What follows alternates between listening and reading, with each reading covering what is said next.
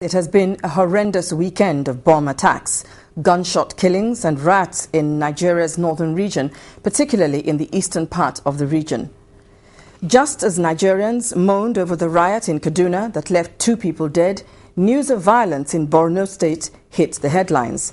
However, the news of the violence in Borno, which has been a hotbed, was quickly overwhelmed with the violence in Yobe, which, according to the Red Cross, has left so many people dead.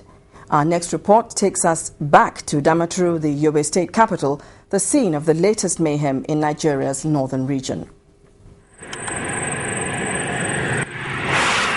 Little tells you of the danger that lies within Damaturu on your way into the city.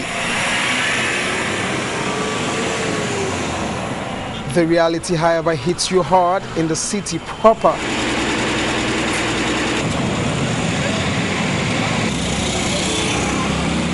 Security personnel are on the prowl.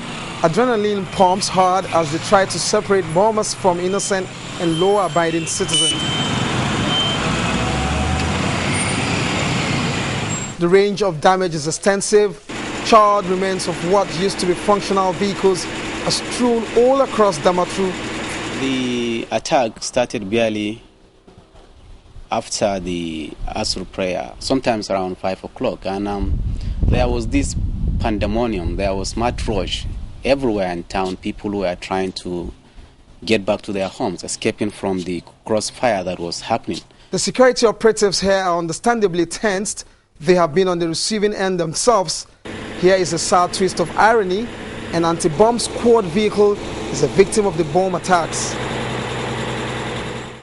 Government buildings are also targets. The State Secretariat building and the State Police headquarters here attest to this fact. The permanent side of the police headquarters is located here, and also the Federal Secretariat. You can see that both places were bombed. Havoc was wreaked, and the buildings to some extent destroyed.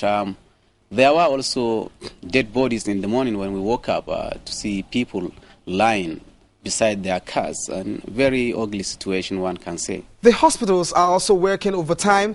These patients here might groan under the pain that they feel as a result of the violence, but they are luckier than those who lost their lives.